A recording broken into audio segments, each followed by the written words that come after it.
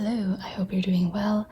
This is going to be a video all about my Commonplace notebook. Initially, what I wanted to do was film this video after I fully fill out this journal and I can do like a full flip through, which I do still want to do when I'm done with this journal, but I don't think I will be finishing this journal within the next few months just because I don't write in this as frequently as some other people might. So yeah, I think I'll just film this video now, and then when I'm fully done with this notebook, I will do another flip through. So very quickly about my notebook. This is the Leuchtturm B6 size, and it is the hardcover dot grid pages. I really like the B6 size.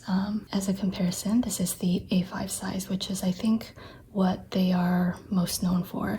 And I actually didn't know that they made B6 notebooks until I worked with them on these notebooks. But yeah, this is a little size comparison, so it's just a little bit smaller, and for me this is ideal. I talked about this recently, but basically because I don't write in this as frequently and my entries are also not usually very long, I can progress in this notebook faster because obviously there's less room to write. And for my personality, I kind of need the little dopamine rush of like finishing a page and like flipping it over and like actually seeing noticeable progress throughout the notebook. If I were to use this bigger notebook and it takes forever for me to progress in it, I will probably lose interest. Let me undo the elastic band. At the back, I have this adhesive pen loop, also from Leuchtturm, and this is their XL pen loop, which is perfect for fountain pens and gel pens. They do have a regular pen loop, but those are more so meant for like skinnier wooden pencils. Okay, let's go back to the beginning. So for the inner title page, I kept it really simple. Just put down this emoji vinyl with a little fountain pen, and I wrote Helen in these like wonky letters. I think all Leuchtturm notebooks come with a table of contents, and these are basically my notable things. So I don't add all of the topics that I write about in here just because I feel like that would be a little bit too tedious and it would be a lot.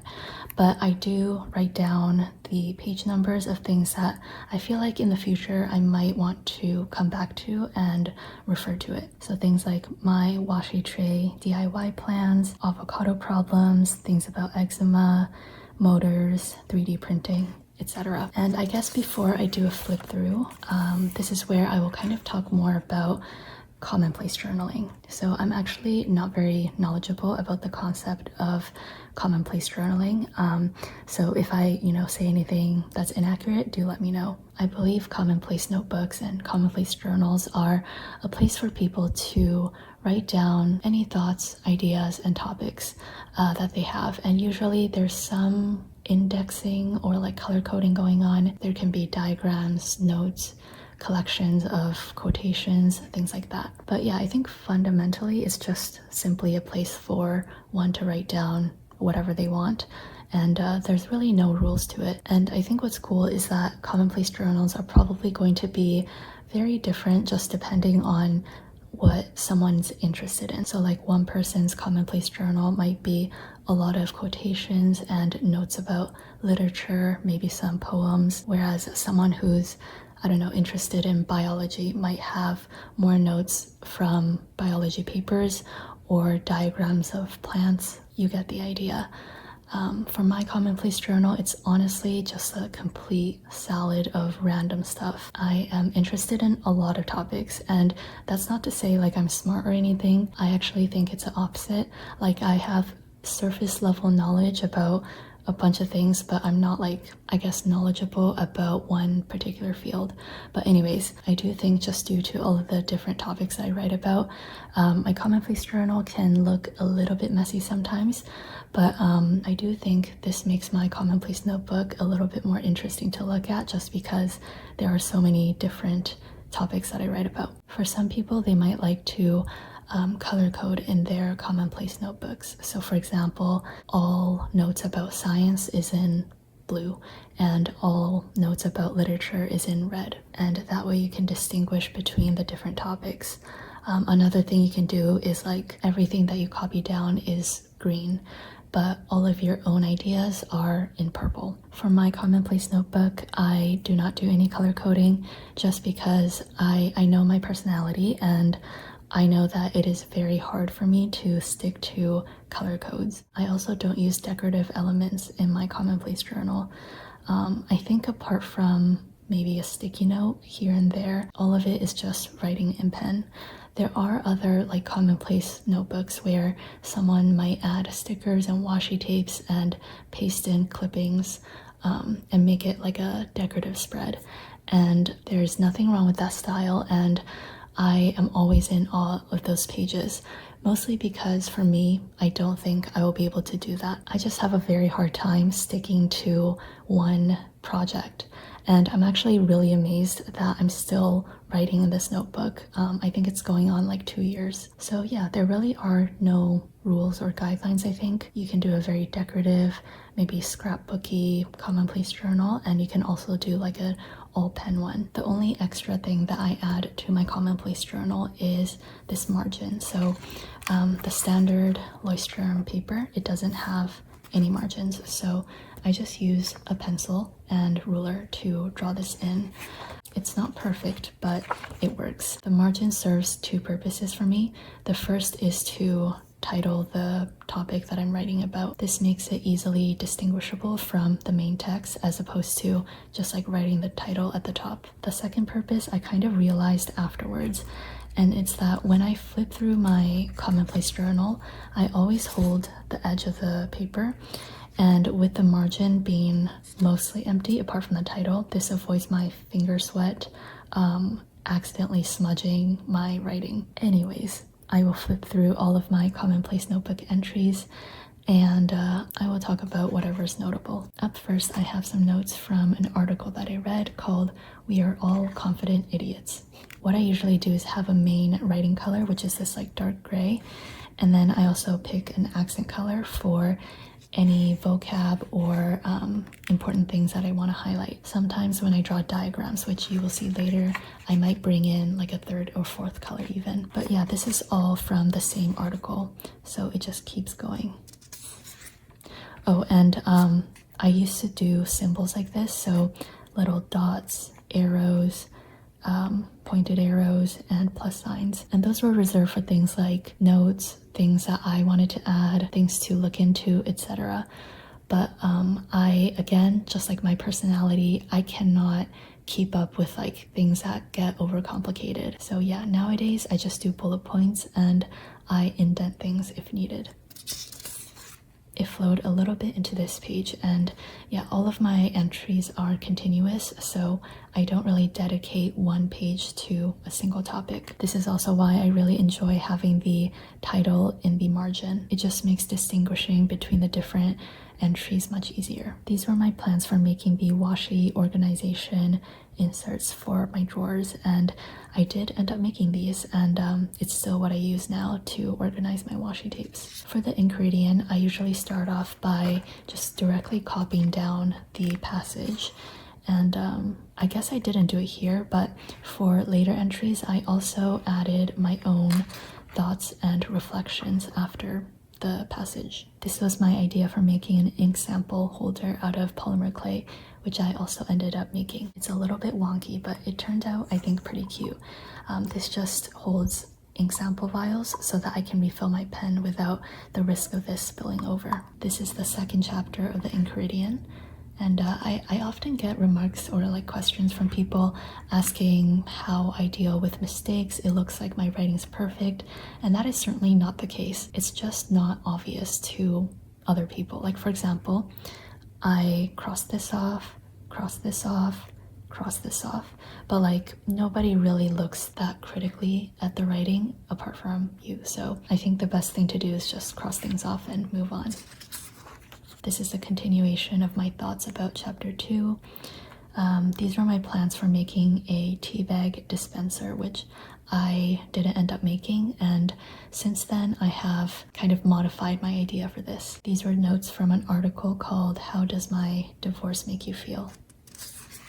I wanted to review some math, so these were some notes from Naive Set Theory, chapter 3 of the ingredient, chapter 4. These are 2 poems, and this is the ink Pilot Iroshizuku Toro, which I thought was going to be my perfect yellow, but it ended up being a bit too orange and mango-y for me, so I sold that bottle. The ᴑɪᴑᴜ chapter 5, notes from an article called Talking Across a Divide. We have the ᴑɪᴑᴜ chapter 6, 7, 8. As you can see, I was really into this book. A continuation of naive set theory notes, and then the ᴑɪᴑᴜ chapter 9. These are some notes from an article called The Antisocial Sentry. I have some random notes about olive oil, and then the ᴑɪᴑᴜ chapter 10. More naive set theory notes, the ᴑɪᴑᴜ chapter 11, and then notes from an article called Noise Cancelling Headphones May Cause Hearing Loss, Experts Warn. And then this is when I spilled some ink, so I kind of just wrote around the spillage. I guess I forgot to title this, but these were some notes from Interactions of Color, which is a book about interactions of color. These are some notes from an article called Simply Infinite. It is about the Einstein shape. So that is my poor doodle of it. These 2 paragraphs were written by me, and I don't want to say these are essays because that sounds really formal, and I don't plan these in advance. There's probably a lot of errors and poor sentence structure, but yeah, I do write some reflections and my own ideas in here. They might be topics that don't really fit in my daily journal entries in my Hobonichi Cousin. I instead write them in here. Some notes about American football. Some notes about fish. And then this is another essay but not essay. Some thoughts about having children. More the ᴑɪᴑᴜ, more the ᴑɪᴑᴜ. These were some notes about the Abilene, hopefully I'm saying that right, Abilene paradox. And then more on the Abilene paradox. Abilene? Oh my gosh, I hope I'm saying that correctly. I guess I really found this topic interesting. These are some notes from this handbook called Avocado Fruit Quality Problem Solver. So random, but I was basically looking into avocado problems because I found that so many of my avocados would never ripen, and I was starting to get really pissed off at the amount of avocados I was throwing away. I don't want to throw away food, but also it's a lot of money. So yeah, I started looking into this, and these are some diagrams that I drew about avocado defects. It's quite a bit of notes. And then again, super random, I have some notes about music theory and measure theory. I think these were some notes from a 3 Blue, 1 Brown episode. And then I also forgot to title this, but these were some notes about composition. This page is about Simon Fraser, and I doodled a little portrait of him. These were notes taken from the Victoria 3 wiki. Victoria 3 is a video game, and I was very confused. So, of course, like a weirdo, I started taking notes to study the game. These were notes from an article called In War, Incentives Matter More Than Courage. I was looking into getting a replacement desktop, and I realized that I didn't know a lot of the terminology like GTG response, RAM. I took some quick notes about that. This was from a paper called The Effect of Minimum Wage on Prices. And then from, I think, this article, there was a mention of the bullwhip effect, which I didn't know much about. So following that, I wrote some notes about the bullwhip effect. These were some notes about the urban heat island effect. And then as I was looking into this, I encountered the urban canyon effect. So I took notes about both things. And these were some diagrams. So yeah, as you can see, this is when I kind of started bringing in secondary colors for my diagrams, just to make it more visually appealing, but also it helps me distinguish the different arrows and stuff. Some notes about tinned sardines, and then my own thoughts about AI and comfort. This was from an article. I think it's an economics article, but I didn't write a title, so I'm not too sure exactly what it was. Oh, and I think I read part of it, wrote some notes, and then I stopped reading it, and I wrote some notes about the pain of perfectionism. And then I went back to the economics article and I finished writing it here. I'm all over the place. Some more notes from naive set theory, more notes from naive set theory, and these are some notes about histamine intolerance. So this was around the time I was going through my skin flare-up, and this is a continuation of my naive set theory notes. Okay, more naive set theory. I don't know what article this is. Yeah, sometimes I forget to title things. This is examining the lump of labor fallacy using a simple economic model. This was some notes about a bacteria and the curious notoriety of performative reading, which I never finished the article and I never finished writing the entries. These are some notes about the Vancouver downtown east side, which I looked into this after I drove through downtown east side, and I realized I didn't really know much about my city, so I wanted to learn more about it. Some more notes from the Enchiridion, and this is a copy of a poem called Good Bones by Maggie Smith. A poem from Emily Dickinson, and then a very short entry about the CIA's Alice in Wonderland technique. I have some reviews about color and some notes about eczema, and these diagrams are also about eczema. Then I have some random notes about salt and stuff. I don't know why I was interested in salt, but here we are. Some more writing from the Enchiridion. Whoa. I think I wrote this like fairly recently, but like I just forget about these things. This was again my like essay but not essay of some recent frustrations and reflections. And I guess like I kind of overspilled, so I continued it here. These were notes about treadmill motors. My walking pads have been dying very quickly, so I wanted to learn more about the motor. While I was looking into motors, naturally it kind of crossed over into physics, and I started doing some physics review. And then these were some notes about radio frequencies and like Wi-Fi and stuff. I'm not interested in getting a 3D printer, and I am not looking to get anything 3D printed, but I just realized that I didn't really know how 3D printing exactly worked, so I looked into that one day, and these were a bunch of notes from that. And I think this is like one of my favorite diagrams. These are some notes about Japanese cuisine and dinnerware. I was doing some dinnerware shopping, and I'm really into Japanese dinnerware, so I wanted to look up like the different uses for various bowls and plates. These were notes about protein percentage in flour and why it matters. I think this is one of my favorite pages in terms of the diagrams that I drew. This was a diagram about like the process of forming gluten, and then these were some notes about space stuff, and this was a little doodle that I made of our solar system and where Earth is. I have been really into animals lately, so I looked into orcas, a riddle that I copied down, and this is my updated tea organizer plan. I told this story before, but I was walking with my friend and we saw some like construction, and I asked what the difference between cement and concrete was, and neither of us knew, so I said we need to cement the concrete definitions, which I thought was really funny. Anyways, these were some notes about the differences between concrete and cement. This is a poem, and these were some really random sketches for a digital printable that I was making, and I didn't have like scrap paper around me. By around me, I mean like within arm's reach, and I was like very frustrated and desperate to get this idea down, so I just grabbed my Commonplace journal and doodled in here. These were some notes about caffeine's effect on sleep cycles, and I still need to title this. This was the page that I skipped, and I think earlier when I was talking about Commonplace journaling, I would have filled this out. This is more recent stuff, so hopefully it's not too repetitive. These were some brainstorming ideas for my workshop at Alice Stationers this coming August. So yeah, a lot of like mind mapping.